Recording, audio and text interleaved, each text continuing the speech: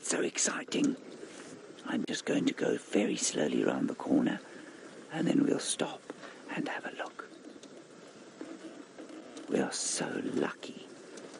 Look, little baby lions.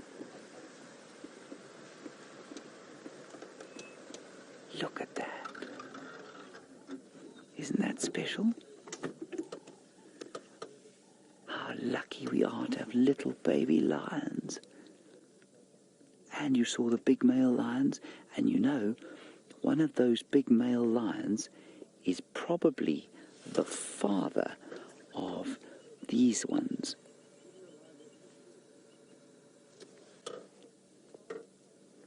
We don't know for sure, but one of them could well be. All right, everybody, I'm so glad we found those special little lions for you. You're going to go off to your next lesson. We're going to carry on sitting with these little lions, and while we do that, we're going to head across to Tristan on bushwalk, but I hope you have a wonderful day there at school. Fellows of the Styx Pride, and they've had a very good meal, and they're doing better than their cohorts, who unfortunately were wiped out by that mange epidemic, but they're doing fine now, these guys. They do look a little bit sort of street urchinish, but I think they're doing okay. I'm very interested as to where the third lioness of the Styx Pride is. I haven't seen her for some time. Isn't it wonderful to have both prides of lions on one day? I can't remember the last time we had that. And I know we don't have all of the Nkuhumas. In fact, I don't even know if the other two Nkuhumas are still at the Sydney's Dam, but they were this morning.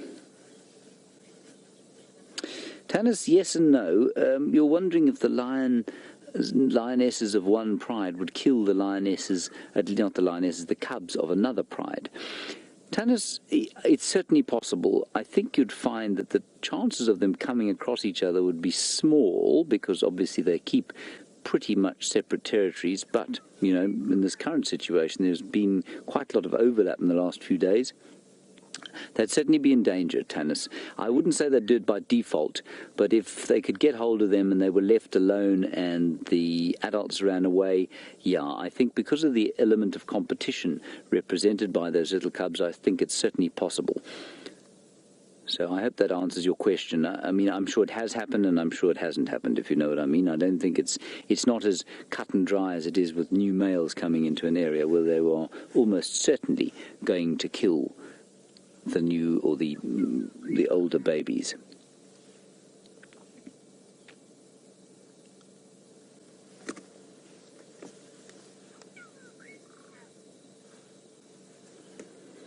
Just having a little scratch, still that mange bugging them, really doesn't make them feel good. Let's hope these little fellows make it through. They've eaten something. They ate something quite large last night, I think, and Tristan reckoned maybe a kudu that was in the drainage line down here. So as you say, weren't there 3 cubs to start with? I've only ever seen 2. I've only ever heard mention of 2. 2, however, is a relatively small litter, so I suspect there probably could have been 3. I've never seen 3, and I'm not sure that we've seen 3 on Safari Live. Have we, Chandri? Of 2 cubs, yeah. Genre is just saying their first sightings was with Jamie, and it was 2 cubs. That's what I thought. So no, I think this particular group was just 3 of them. Some time back, when Jamie had the first sighting of the other litter of cubs that has unfortunately subsequently passed on as a result of the mange, there were definitely 3, I think, weren't there? Yeah. Yes, there were multiple litters, but the first litter that she saw, I think, had the youngest ones had 3. And the big thing, the big fun, of course, with the cub sighting is that the cubs are normally doing something. Their mothers sleep completely soundly, not moving, lying in the middle of the road, no problem at all. And here the little ones are very happy.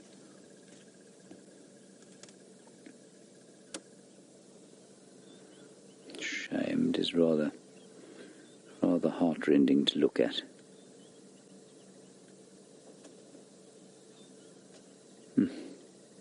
Can see the mange running all the way up the leg there, onto the shoulder, and it's obviously still itchy.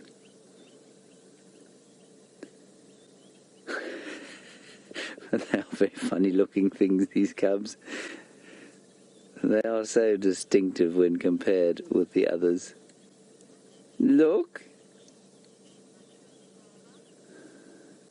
A nutter farmer, I'm afraid all I heard was your name, and then I became so amazed by it that I failed to listen to the rest of your question. Oh, a nutter farmer, you want to know if they eat meat yet, or if would they be eating meat soon? They've been eating meat for some time. They will start eating meat from the moment they join the pride at about 6 weeks of age, and then they will be weaned completely at around about 6 months old. And these chaps, as far as I'm aware, are roughly 3 months old. So they've still got 3 months left of suckling, but they're definitely eating meat. And you don't get a big fat round belly like they've got from drinking milk. You only get a big fat round belly like that from eating meat. And I'm sure they shared whatever kill there was in the drainage line. There's Mum's just rolling over, particularly ladylike manner. Look at her belly. Enormous.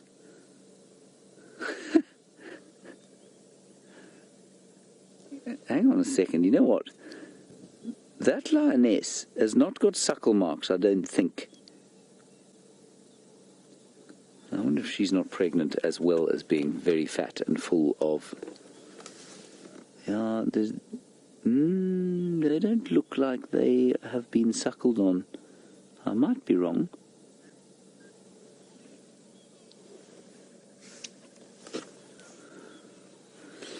Let's just drive a little bit closer.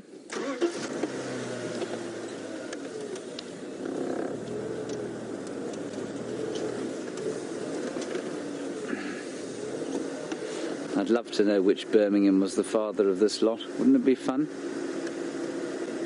to find out? And I suppose the only way we ever would find out was through DNA analysis, and I don't think we're going to do that. A little bit further forward, just so I can turn the car. Is that all right, Jondry? There we go. Marvellous. All to ourselves, we have the little Styx pride. I don't know where everyone else is. I don't know why they're not coming, but I ain't complaining. More than happy to spend some time with them on our own. Now I'm just looking there. Just can you go in on the elbow of that one there, Chandra? The one with the very sort of scratchy, scabby skin. And it just looks like that will never heal. But it does, you know. That's what the Birmingham boys, who was responsible for all this mange, that's what his belly looked like. And it's healed.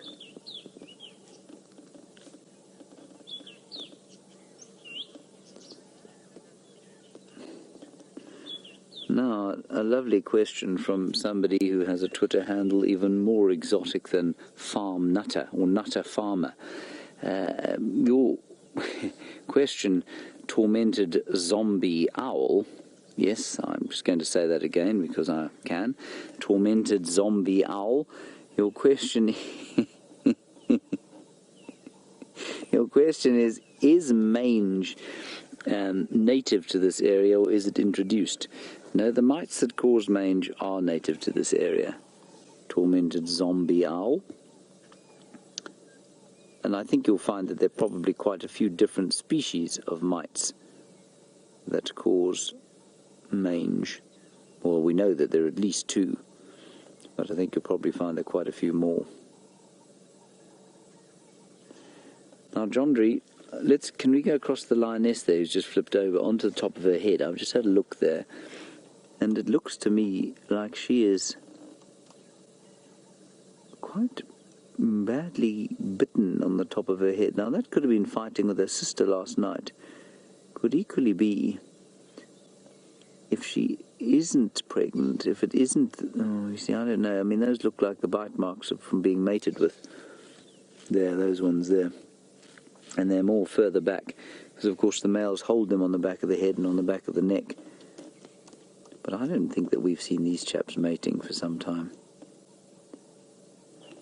No, I think I'm going to take back what I said earlier. I think the fat one with the swollen teeth is the mother. I think they are in fact being suckled on. Yes, they are. I can see that now. I'm afraid the game drive started talking in my ear. Can we have that question again, Louise?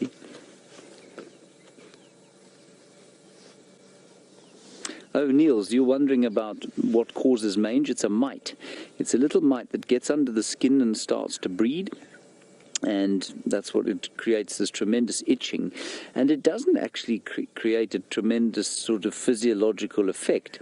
But what it does is obviously drive the immune system into overdrive, and they need the immune system to fight off the mite, and sometimes it just overcomes it. The main issue is that they start to scratch and scratch and scratch until they lose all of their hair, and eventually the body becomes so covered in it and so inundated that they're unable to kind of walk properly, eat properly, move properly, and eventually they'll just kind of starve to death. Doesn't seem to have a major physiological effect on them, though. And it's the same as the skin disease scabies in human beings. That's what mange is, basically. Animal scabies.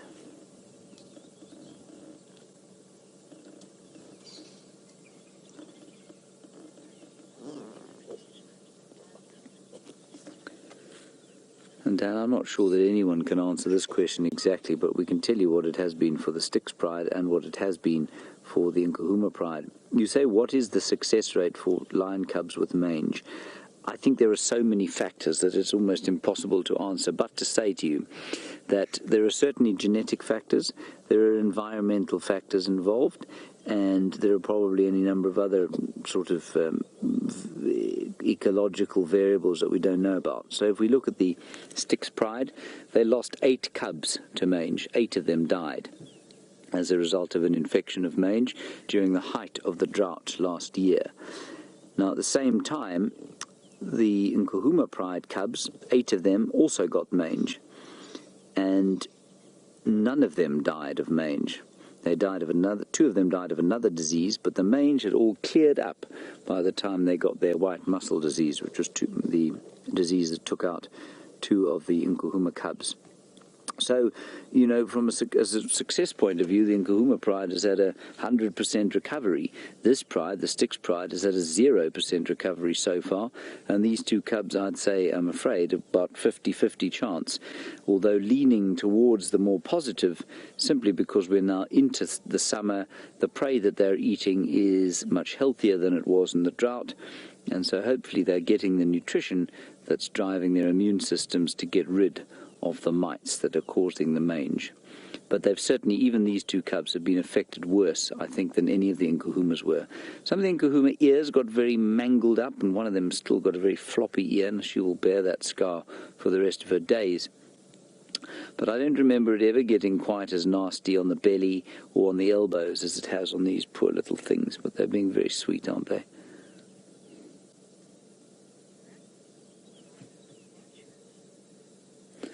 Well, we're going to stay with these sweet little things for a little bit longer. Byron has got something that likes to eat dead things, but it lives in a tree. Right, welcome back, everybody. We're sitting here still with the lions. They have turned over once or twice, but they're not doing a huge amount right now. I must just tell you that my earpiece has now malfunctioned entirely, so you will not be able to ask me a question. While you look at the lions, I'm going to just have a quick look and see if I can't manufacture some kind of a solution. You know how these things go out here, trying times and all that.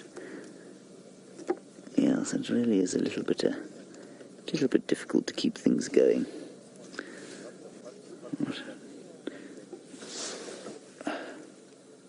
No, nothing. It's gone for good, I'm afraid. I will turn my telephone on so that any questions you have can be, well, no, we don't have much signal here.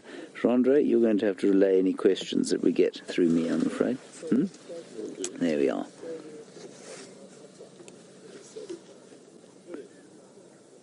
I think we'll sit here probably for another 5 minutes or so, and then we'll head down towards Chitwa Dam. And Let's see what we can find at that end of the world. Some hippopotami, no doubt, some Djuma gooses.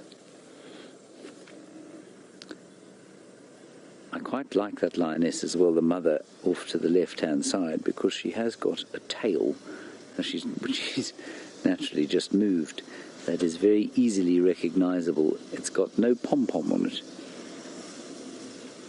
Chandra, do you remember the days when we wanted to call one of the Birmingham boys Skinny Pom-Pom? That didn't go down well with any of our viewers. Nobody thought that was a good idea, that we should call the lioness Skinny Pom-Pom. I thought it was a wonderful idea too, but you know. Look at the baby's belly. He's got a belly too. So there you can see that little tail. Looks very much like a cub tail actually, just a bit thicker and fatter. She has not moved 1 inch since we got here, well, other than to roll over, of course. They're completely at peace. And because we've just seen Cheetah, you know, 2, 3, was it yesterday? Yes, it was yesterday morning and the morning before that, or the afternoon before that. It's such a nice comparison between the way these guys will sleep completely soundly. Leopards, a little bit, and Cheetah, never. They're always looking up every so often, just having a look around, lying down, having a look around. They will always be doing that. Lionesses and lions, the only predators out here that will sleep completely soundly, safe in the knowledge that almost nothing will ever be able to hurt them. Save to say other lions, perhaps. This is deeply irksome, this radio situation. I wonder if I can't... Question from Luxem. A question from Luxem, yes. You could repeat the question. We'll just try... Oh, I've got it.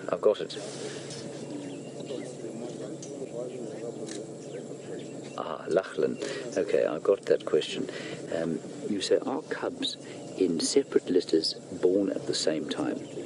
Lachlan, they can be and they can't be. Well, they can be, they may be and they may not be. If we think about the Nkuhuma pride, they have got, of course, the 3 litters of cubs. Now, they are now, one of them was born, the first one group was born in May last year, and then the last one was born sort of July last year. So they're almost 3 or 4 months apart. So that's quite interesting. It's almost the same time, because they will start to become useful to the pride at round about the same time. But then, of course, the other 2 lionesses haven't given birth at the same time, and they have been mating. They will give birth sometime soon. So, yes, they don't necessarily always give birth at the same time. Their birthing is not synchronized, but they will cross-suckle, which is quite interesting. So it is advantageous to the pride if the lionesses do give birth at the same time.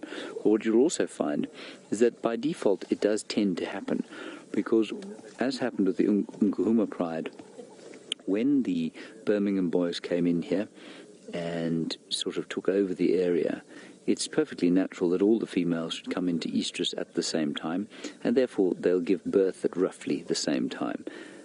And so I think that's quite, it's normal. It's not sort of, I'm not sure that it's a specific adaptation. You will certainly read that lionesses have adapted to give birth at the same time.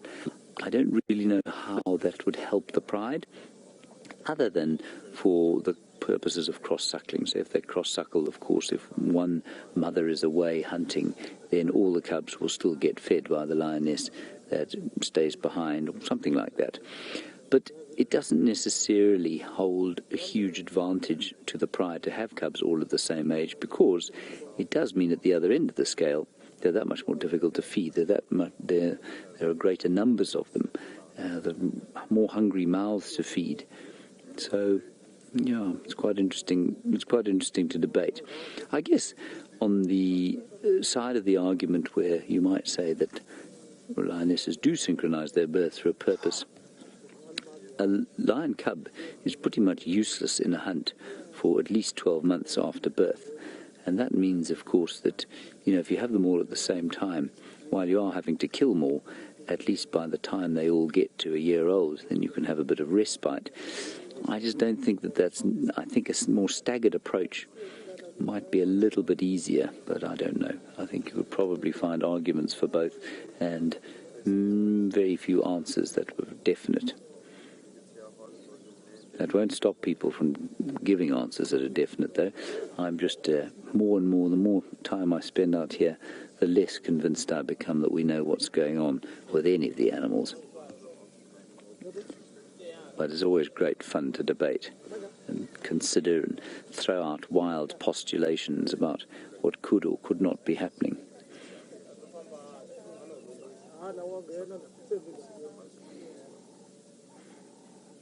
And what's also quite nice, Andre, I don't know if you can get onto the track behind the lioness there. Now, freedom fighter, you're wondering about lion independence. And I will explain to you about lion independence shortly. Just look at the size of those tracks, and then if Andre just tilts slightly up towards the little cub, just look at the difference in size between mum and baby. I mean, they really are minute in comparison with their parents. If you could fit all 4 feet into one of mum's feet. Freedom fighter, your specific question is, at what stage will they leave the pride and go and sort out or form their own prides? The answer is that they don't. And female cubs will stay within the pride that they're born to for life. Bar certain special occasions when the pride becomes too big, and it may well then split. And once it's split, you'll have 2 prides, and I mean, this has happened with a few of the prides in this particular area. They kind of eke a territory in between 2 other prides, and that can be quite traumatic and quite difficult. But in theory, the females will never leave the pride. The males will leave by the time they're sexually mature. Once they start to mate with the females in their own pride, their fathers will toss them out. So they'll be thrown out by the big males of the area. All right, we're going to head away from here down to Chitwa Dam. Byron has got a very special canid to show you. Really exciting.